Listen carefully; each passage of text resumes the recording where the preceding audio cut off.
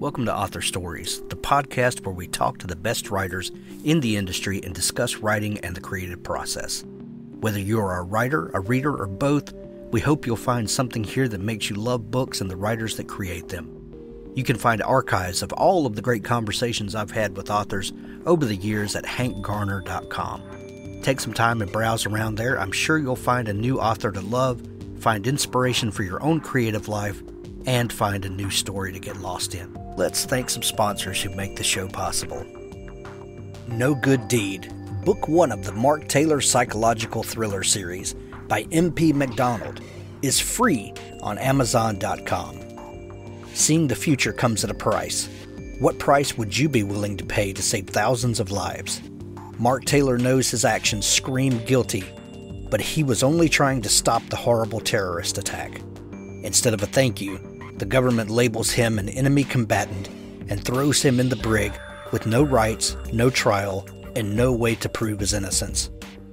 He learns firsthand that the CIA can do anything they want to him, anything at all. Mark's just a regular guy, a photographer, who finds himself in an extraordinary situation when an antique camera he buys at a dusty Afghanistan bazaar produces photographs of future tragedies he's driven to prevent. His frantic warnings about September 11th are ignored, but put him in the government crosshairs when he learns what being labeled an enemy combatant really means.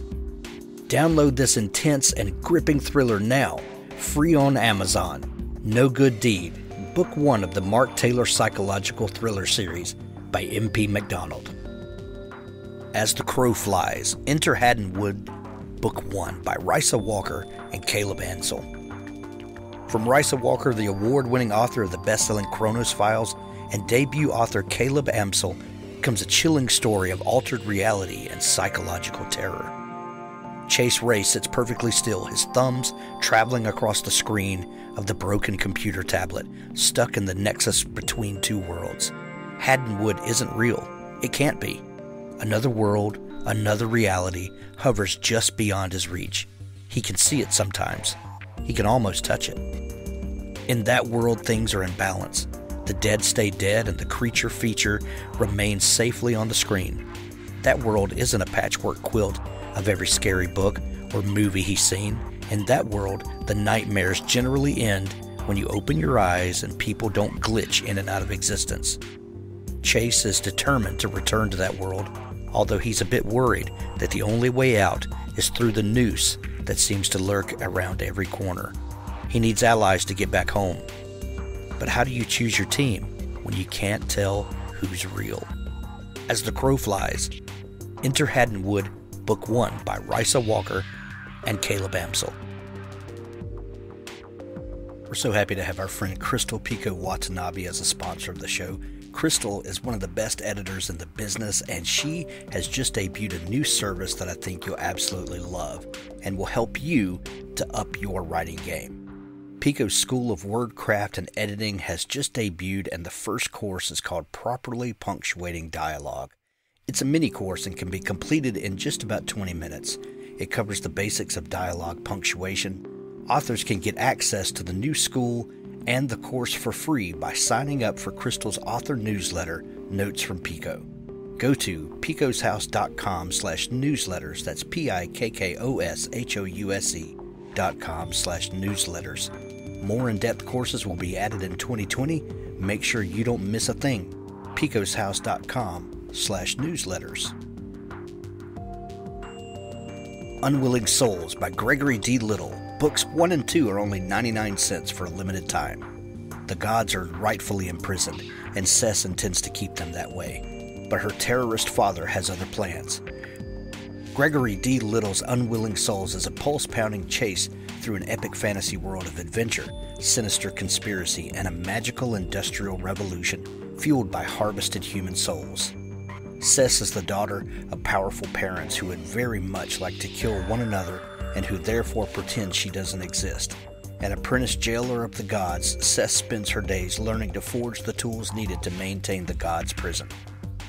When her terrorist father attacks the prison on her 16th birthday, Sess is forced to flee after the secret of her parentage is revealed. Suddenly on the wrong side of the law, Sess realizes the very father who abandoned her may be the only one who can protect her. But some secrets are darker than parentage. On her way to find her father, Sess will uncover truths about her family and herself that will shatter her understanding of the world and risk the return of the gods themselves. Unwilling Souls and its sequel, Ungrateful God, are on sale now for only 99 cents. The third book of the series is coming early next year, so now is the perfect time to get up to speed. Unwilling Souls by Gregory D. Little. Books 1 and 2, only 99 cents for a limited time. Well, thanks for joining me again for the Author Stories podcast, where I bring you the story behind the stories and the storytellers. Today, I'm super excited to have Mark Kenyon as my guest on the show. Mark has an amazing new book. It's called That Wild Country, an epic journey through the past, present, and future of America's public lands. Mark, thank you so much for joining me today. I love the book, and I can't wait to see where our conversation goes today. Thank you so much, Hank. I'm excited to be here and appreciate you taking the time to chat with me. Absolutely. Mark, we begin each show with the same question, and that question is, what is your first memory of wanting to be a writer or storyteller? It's a great question. And I think that it would have to be back in fourth grade. I had a social studies teacher who each week on Monday morning, you would come in and everybody would be asked to volunteer to tell about your weekend. And I guess I was that brown-nosing child who every weekend or every Monday I had my hand up high wanting to tell everybody my story. I always want to tell my story. And so inevitably 97% of the class was groaning and they didn't want to tell their story. And so Mr. Kendra would be anyone. And I had my hand up in the back, kind of like Hermione Granger and Harry Potter, that kind of thing. Like, I got a story. And so I told my story every Monday. And that's an early memory I remember of just wanting to tell stories, wanting to share my experience, just getting a kick out of sharing. And so that was the storytelling aspect. When it came to writing, that didn't percolate, I guess, for me until later in my years. I loved to read my entire life. I've been a bookworm. My parents always joked that when I was 8 or 9, I read Michael Crichton's Jurassic Park, and they thought that was pretty surprising that an 8-year-old would read that and understand it and enjoy it. And that's just kind of been me my whole life. I just devoured every piece of writing I possibly could, still do to this day. And so that, as it is for many people, translated to me wanting to someday see if I could evoke that same power or that same I don't know, the gift that books were to me. I want to someday try to give that gift to other people. And in high school, I kind of dabbled with the idea of trying to write about sports. I was really into sports at the time, so I thought maybe I could be a sport writer and write for the Detroit Press or something like that. And then, a decade, 2 decades later, that slowly moved to me realizing that maybe instead I would write about my true passion, which has kind of guided my life through adulthood, which is the outdoors. Hunting, fishing, camping, backpacking, the environment, conservation. Those things are what my life really is centered on, and that seemed to be a natural place for me to try to share something through my words, and that's what led me to writing That Wild Country. I love it. That experience in the fourth grade where you were the kid that always had a story to share, what was your teacher's response to that, and did you ever get feedback from an adult, maybe that teacher, maybe a different one, maybe a parent who saw this love of story in you and encourage that along the way? I don't think that teacher necessarily. He was always fine with it. He let me tell my stories. But I did have, and this might be a pretty cliche answer, but I did have an English teacher at one point who told me that I shouldn't ignore what I had there. I guess I was a half decent writer at that point for a 9th grader, 10th grader, whatever it was. And so she definitely encouraged me. And I suppose whether I realized it at the time, maybe instilled in me some confidence that has helped me progress. But it really was later in life. It wasn't until post-college, really wasn't until I was in the real world, I guess you want to call it, when I realized that maybe I do have something that's worth taking seriously and sharing more consistently. it took me a while to figure that out. I was a little bit of a late bloomer when it came to writing. For a long time, I thought I was going to go into business, and I dabbled there, and then realized that having a life of meaning, doing something that you're really passionate about, was going to be a lot more important to me than, you know, the big paycheck or the fancy job that when I was 15 or 17 I thought was important. I quickly realized that that wasn't what was going to keep me fulfilled through life. So that's sort of where things took me. Gotcha. Where did you grow up? Where do you call home? I grew up on the west side of Michigan, in a city called Grand Rapids, Okay. and now I live in the south central part of the state in a more rural portion of Michigan. Gotcha. I grew up in the deep South, down in South Mississippi, down toward the Gulf Coast, and I have a good friend, Paul, who grew up in the Upper Peninsula, and Oh yeah, the the UP, yeah, as he calls it. And what really struck me is through the years and all of our conversations we have, a lot of our upbringing was very similar. And, the outdoors, we both spent a lot of time outdoors and hunting and fishing and hiking and camping and all the stuff that we did with our families. And even though we were separated by hundreds and hundreds of miles, there's not climate's different, obviously, but, the way we interacted with the place around us was very similar. What was it about growing up there and in that kind of environment do you think that you've carried with you through all of your life experiences? Everything. My early childhood introduction to the outdoors established this foundational love that has guided almost every important decision I made in the last 15 years. From an early age, I was blessed to have a father and a grandfather who were really involved in my life. And from the time I was 3 or 4, were taking me up to we had a little cabin up north, 40 acres, and surrounded by public land all around it.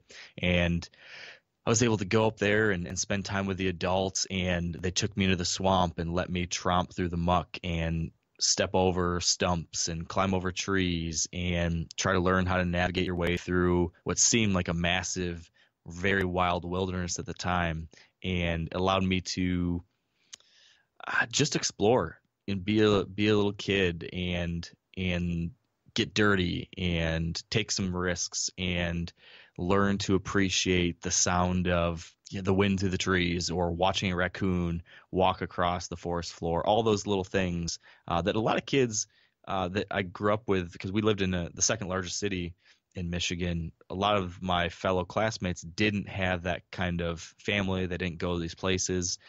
They never knew that. They never saw that side of what's out there. And I was just very lucky to have a family that did.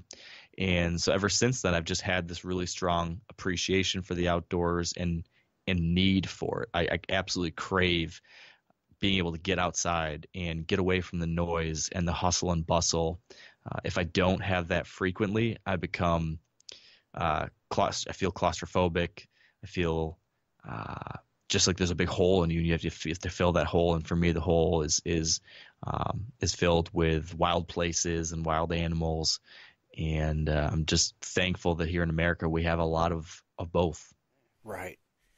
What would you say growing up in the second largest city, like you talked about, a lot of the other kids didn't have the same experiences as you. And I'm sure going through life, you've had some interesting career opportunities. It sounds like, and I know there, even in the rural South, there are people that never get outside of their four walls and go explore the world around them. And there are a lot of misconceptions. There are a lot of opinions that people form that don't always hold to be true. What do you think are some of the big misconceptions that people have about outdoorsy type people, or maybe people that enjoy the outdoor sports, hunting and fishing and things like that? What do you think people, get these ideas in their head that sort of solidify that just aren't true about people that enjoy the outdoors? Yeah, well, there certainly is a lot of that, and I suppose the same could be said for any different subgroup out there, right? Of It's course. just natural human nature that people develop assumptions or stereotypes based off of something they say in the media or something they saw on social media or a one-time interaction they had. If you don't have a personal connection or frequent exposure to a group of people, we'll say hunters or anglers or outdoorsmen and women, you're just going to have to cherry pick your idea from that little exposure you did have. Maybe it was watching Bambi as a kid, or maybe it was seeing a news story on CNN about someone who killed a lion in Africa, and then that forms your opinion of that entire group of people.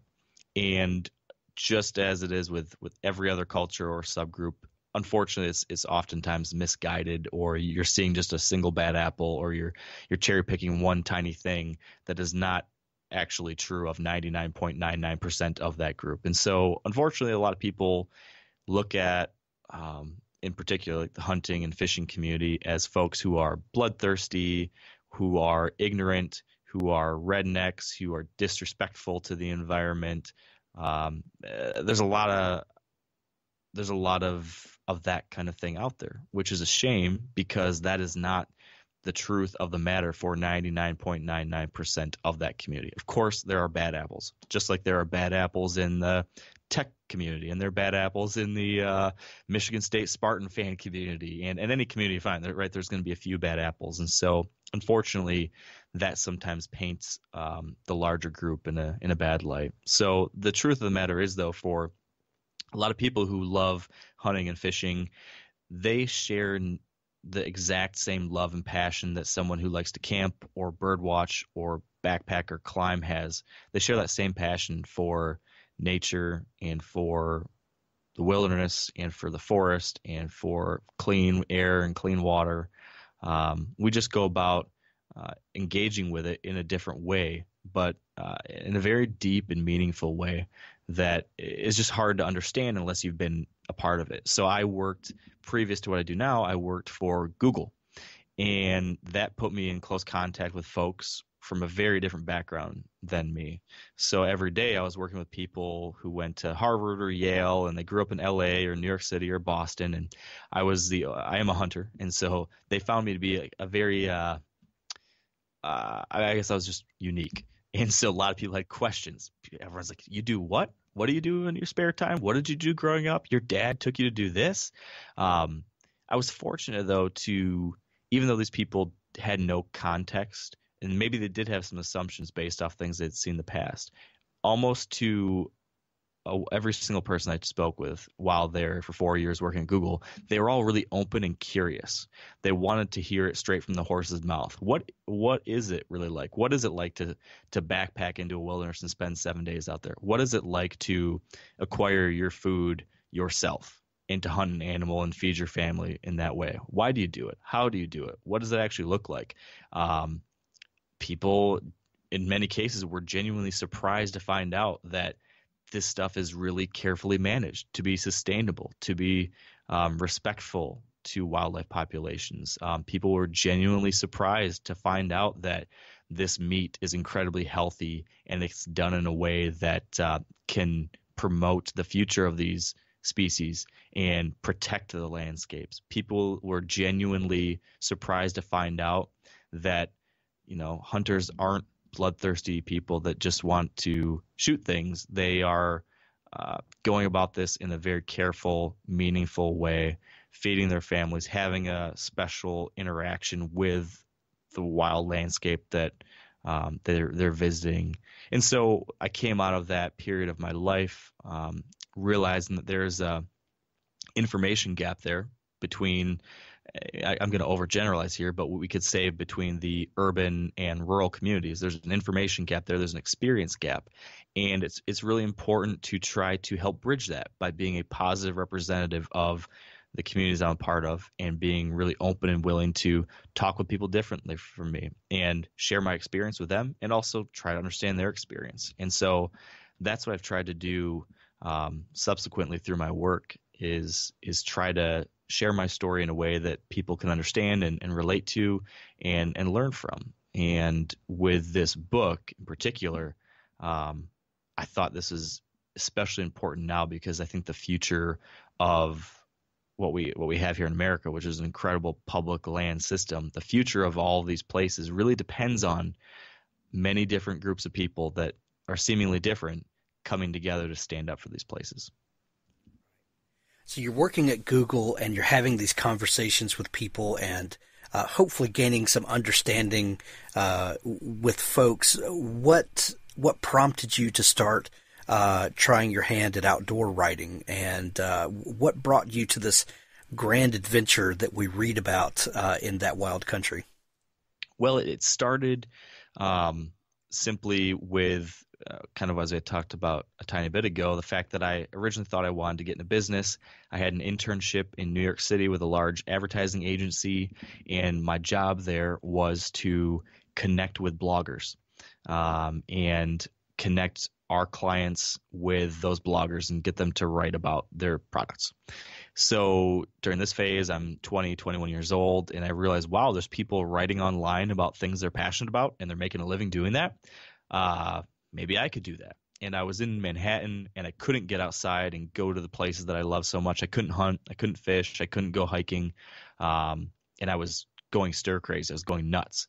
And I had this epiphany one day that maybe I could do this whole blogging thing. So that's where I got started. I started a website writing about my passions and just slowly but surely started expanding from there. I realized, wow, this is a lot of fun to write about these things I love. Maybe I could take it to another level. And so eventually was able to write for a number of outdoor publications, magazines. And then eventually that expanded and continued to be able to eventually go full-time as an outdoor writer and podcaster within the hunting and fishing community. From there, spending a tremendous amount of time outside and exploring public lands over the last decade or so, my wife and I have been really fortunate to be able to have very flexible careers as far as where we work. So I can work from anywhere, and my wife was able to work out a deal at her job where she could work from just about anywhere. She could work remotely, and that led to us being able to spend months at a time traveling and living on the road. So we were spending 2 to 4 months a year living out in Wyoming and Idaho and Montana.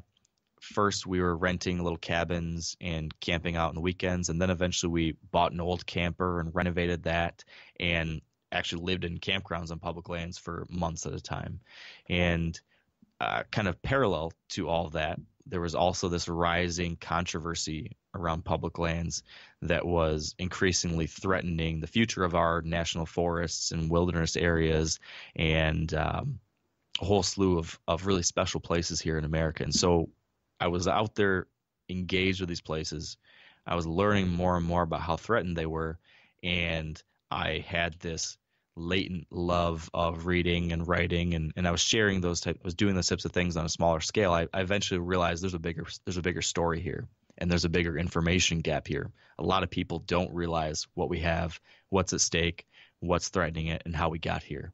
And all of that led me to eventually realizing this is a story I can tell from a perspective of someone who is just learning about these things himself and loves them a lot. And maybe that's a relatable and compelling story, which eventually became That Wild Country. So the story came about from your kind of inside experience at the time. You're living at these places for periods of time, enjoying them, and then seeing the controversy that's kind of boiling around that. So instead of dreaming up this topic, I'd like to write about this, this actually came from the experiences you were having. Yeah, exactly. It was happening all around me. I was learning about it as it was happening, and I realized there's a need to go deeper. There's a need to understand the context. How did we get here? And that inspired me to really dive deep into the research and the history of our public lands in America, and then weave in my own experiences on the ground exploring them, which is the book. So, right. And before we get into that history of where these public lands come from and why they're so important to us, you open the book with the stories of you and your wife are traveling, but this Bundy situation was unfolding, and you kind of opened the book with that, and realized, starting to kind of see how this public land debate was coming to a very real head with people that were going to get hurt over this thing.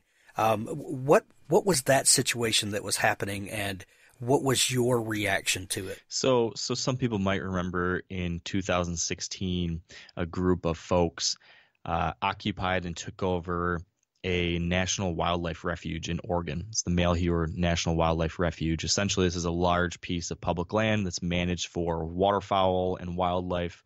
And this group of people, led by a gentleman named Eamon Bundy, went in there and took it over and basically said, hey, we are going to stay here, and we are well armed and not afraid to do whatever we want to do to stay here until a series of demands are met, or at least listened to. And they basically were, to oversimplify this a little bit, they were upset with how some ranchers had been prosecuted and eventually incarcerated for some things they'd done on public land. They thought that was not fair, and they also thought it was not fair or right or okay that America has federal public lands. The Bundys have had a long history.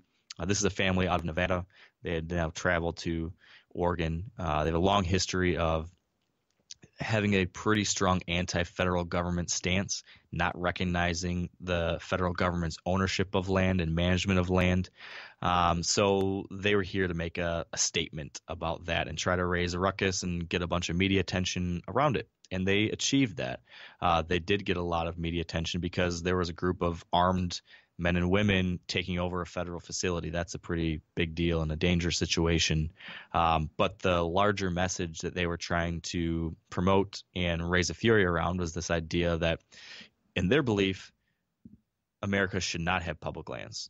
Instead, these lands should be given or sold off to private landowners. My belief, and the belief of many, many others in this country, is that, number one, and this isn't a belief, this is simply a fact, the Constitution allows us the federal government, to own land, to manage land. This has been handled in court time and time again. But the greater issue here is that federal public lands serve a tremendous purpose in this country. They drive tremendous economic gain. They provide a very important refuge for wildlife, for clean water in this country, carbon.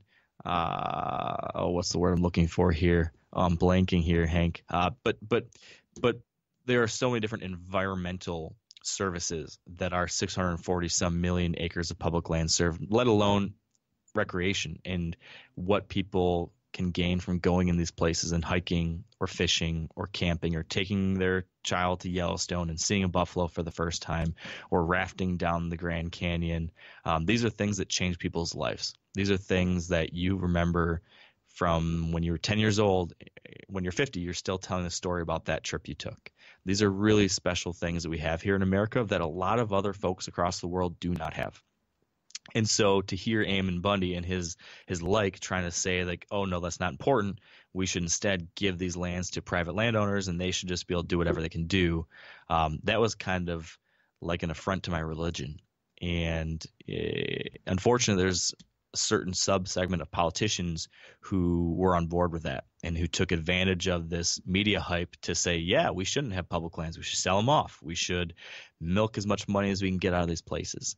And in my opinion, that's a misguided approach and a dangerous idea. Well, it's, and I don't like to talk about politics on the show, but I think this is apropos. This is where politics gets weird around certain situations and where you think that lines are clearly drawn. Public lands is one of those topics that defies logic when it comes to talking about politics, because a lot of people that use public lands are outdoorsmen and hunters and fishers and anglers and all of those types of people, which tend to be on the conservative side of the spectrum. Not always, but tend to be. And they enjoy this thing that some people consider kind of a liberal concoction, the public lands and the federalizing of land. and the lines get really blurry and weird in there. In looking at this, have you seen kind of the way that politics is affecting this, and what can we do about it to talk some sense into our representatives and the people that have the ability to make change? Yeah, absolutely. And I think it's a real shame that public lands have become a partisan issue, and that you see, as you kind of alluded to, generally recently the Republican Party has been rather antagonistic towards public lands, and has been the party that has been promoting this idea of transferring or selling public lands, and while the Democratic Party has been much more in favor of protecting them, protecting that environment, et cetera, et cetera. As you stated, a lot of conservative Republican voting folks do enjoy and benefit greatly from these public lands, just as many Democratic voting folks do. What's interesting, though, is that it wasn't always that way.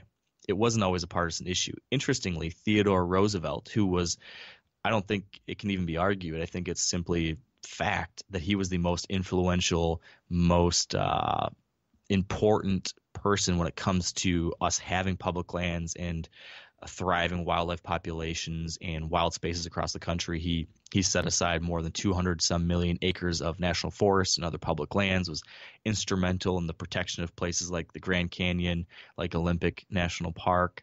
If you read the book, it's crazy how many different things he had a hand in. He was a Republican. And as you continue down the line, you see bipartisan support for many public land issues in the 50s and 60s and 70s as well. It wasn't really until now there were some back and forth throughout, but it wasn't really until you get into the 80s that it became this fiercely partisan issue, where you then have this administration by administration swing, like a pendulum of swinging from right to left, that dramatically impacted public lands. And so we're seeing that again today. During the Obama administration, there were a number of things that were generally positive for public lands. And now with the Trump administration, there's certain things now that are generally negative for public lands. And I think that is discouraging. And I think it is, though, something that is – this partisan divide is symptomatic of a larger issue in our country, probably. I think we're just seeing this hyper-partisan tribalism, right? I think that's one way we can talk about it. And the country, it sometimes seems getting like torn apart at the seams. And public lands are a unique opportunity for unification, I think.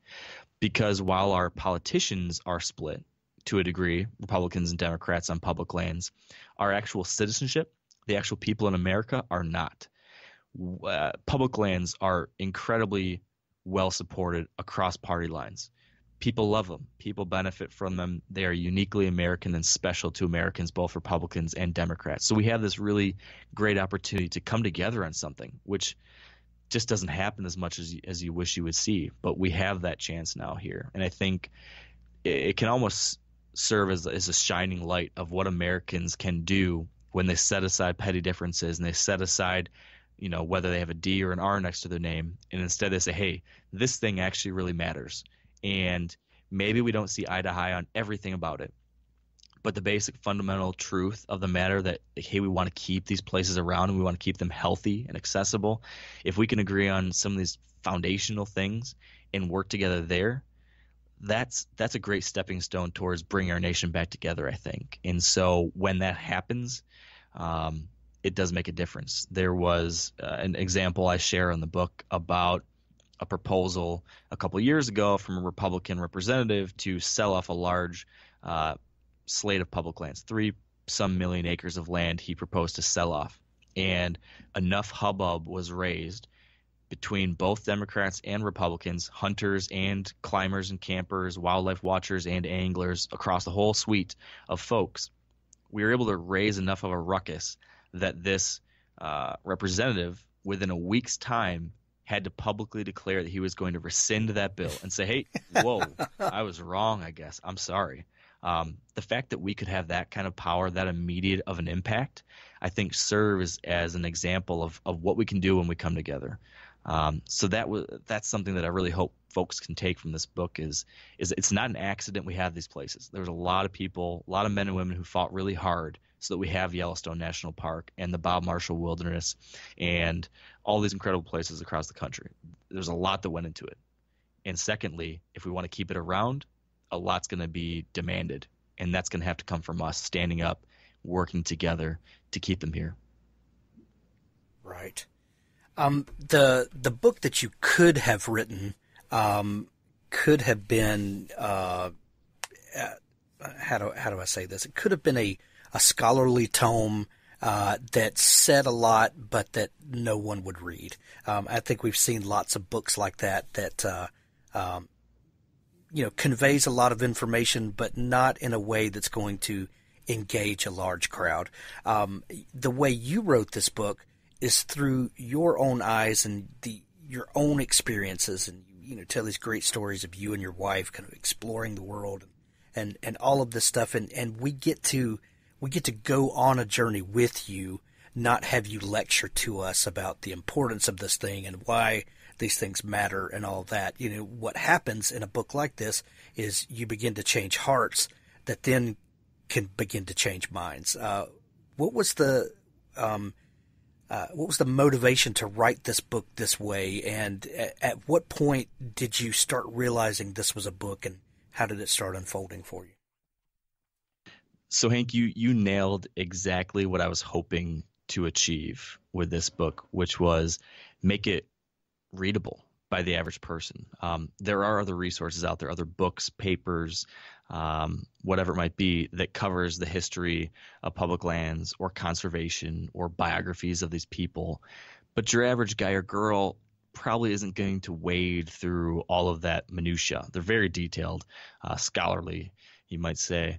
I wanted something that anyone could pick up and enjoy, because I've always thought that it's hard to get people to eat their vegetables. But if you give them some candy along the way, they're much more apt to eat a good meal. And so my thought process here was tell a good story, tell an engaging story, share your experiences, why you love these places, and along the way, slip in some of this information that hopefully will educate and inform people and intrigue them to learn more. And so that's what I wanted to do. And I tried to do that. I feel like even now, I'm not sure how many other authors are, but even still now, the book's out there to the world. I still think, I wish I'd done this a little differently. I wish I'd done a better job of that, or I wish I had changed this, or I wish I had flip-flopped this, or whatever. I'm constantly critiquing it and thinking of ways I could do it differently next time. But it's a relief and a thrill to hear from you that you thought it achieved that. And I do think it's important for these issues and this information isn't helpful to anyone if no one actually reads it. So I would rather share less detailed information if I know someone can actually get through it and process it. If you can get a couple key points through by way of having a lot of other, I don't want to call it fluff, but more engaging content around it, I think that's a lot more important than having nobody want to pick up the book in the first place or get into the first few pages and be overwhelmed. So for me, these are the kinds of books that I enjoy the most. These are the books that I read the most and take the most from. So it only seemed natural to try to create something like that myself. Well, and the book is fun. It's you do cover some heavy topics, and we get a good dose of history in there, but not overbearing history. I think what you did for me was pique my interest to go do some heavy digging on my own. This book doesn't try to be all of that, but it gives you enough that you can do well-informed research. Let me just put it that way. It's definitely steers you in the right direction. And I love your writing style. You share these personal experiences. Sometimes it's a little self-deprecating, and which I love. I love someone that's confident enough to, kind of let its guard down a little bit. And we really see your humanity through this, which I think is an important part when we're talking about a topic like this. It's something that connects our humanity. So how long did it take you to write this book? Well, the process began years and years ago with the whole idea coming together. I think it was around 2016 when I finally decided, okay, this is a book. Maybe late 2015, early 2016, I realized I could try to form this into a book. And then there's this whole book proposal process and trying to get a book deal and all those things. That took some time. But I think actual writing, it was about a year and a half, somewhere in that ballpark. About a year, I guess, of the actual writing part. But the trips and the note taking during the trips and the research and studying, that was going on for 3 years probably. I pulled from a lot of those experiences that had basically been going on from 2015 through 2018. That chunk of time was where a lot of my own studies were going on and going to these places. And then ultimately, here it is coming out in 2019. Well, I absolutely love the book, Mark. That Wild Country. When you're hearing this episode, it's going to be available everywhere, hardback and Kindle edition. Is there also going to be an audio version? Yeah, the of it? audio version comes out December 1st as well, and I did narrate that myself as well. So that was a fun process. I'm going to add that to my Audible queue now. I can imagine how good that's going to be. Mark, it's been so much fun talking. Thank you for the project that you've done and raising awareness about this topic in such a fun and engaging way. If people are just learning about you and want to dig into all the stuff that you do and maybe follow along for future news and more projects coming from you, is there a place where they can connect with you online? Yeah, I would say a good starting point would be at markkenyon.net. That has links to all the different places that my content is. I run a podcast. I write for a website for a company called themeateater.com. I'm very active on social media, sharing my experiences out in the wild, hunting, fishing, camping. All those things are shared very frequently over on Instagram, and the handle there is Wired to Hunt, which is also the name of my podcast. So people can definitely follow along in those places and see what happens next in the crazy adventures of Mark Kenyon.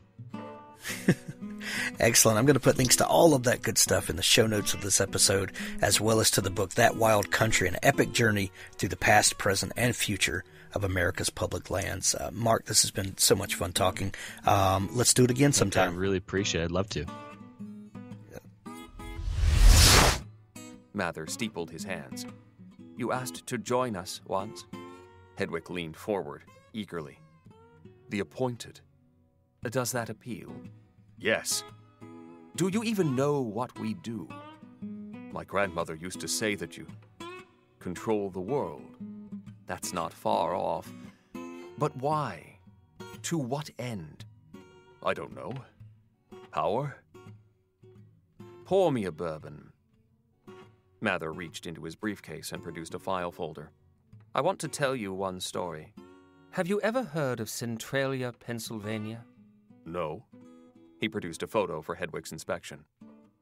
Spring of 1962. A pretty little town, wasn't it? Whitewash and ticky-tacky, pastel housewives and perfect lawns. A mining community, mostly. Coal. He turned over a second photo. A lovely young woman. There was a single witch in Centralia named Anna Lively. Anna had a green thumb. She could make her garden grow, whisper to a flower, and send it shooting from the ground like that. Just lovely. But she was discovered. That spring, a boy named Bobby Avery received a Bell & Howell Zoomatic movie camera for his 11th birthday. Bobby amused himself by filming his neighbors, sometimes without their knowledge, through windows and over garden fences. 12 seconds of film. Just a girl and her garden patch and one swiftly blooming rose. It killed the town. Bobby showed it to his friends. Children believe readily. Bobby was the first to die. Parents looked into it, watched the film themselves, and they began to die. Anna disappeared. Perhaps they attacked her. Perhaps she escaped. But even in her absence, knowledge of a true witch was running wild through the population. as if Anna had beckoned it herself to grow verdant and spread. The great curse had killed 64 Centralians by the 1st of June. The footage was offered to a national news organization. That was the precipice. It might have been shown in prime time, between Leave It to Beaver and My 3 Sons. We came very close to another worldwide calamity, but we were fortunate. One of our own was in place at the network. He alerted his superiors, and they ended the situation. Do you know how? I'm afraid to ask. Mather laid down another photo. This is Centralia today. It was an aerial view of a forest. Endless trees and underbrush cut through by lanes of pavement. Just a maze of cracking asphalt, like the foundations of Sodom, ripped bare by the wrath of God. Only a cemetery remained, on a hill overlooking the former town. A white marble angel stood among the graves, grieving for the ruins below, like Lot's wife, turned to salt. You destroyed the whole town? Not I. This was well before my time. But, yes. Just as you'd cauterize a wound to stop a patient from bleeding to death. We blamed it on an uncontrollable mine fire, deep below the earth. We actually set the coal burning, in case someone investigated. It burns today. Touch any of those streets and you'll find them hot, the asphalt melting as if the town sat just above perdition. It's not something we're proud of, but it was necessary. to save the world. Centralia, Pennsylvania, and everyone who'd seen that film had to be sacrificed. Mather collected the photos.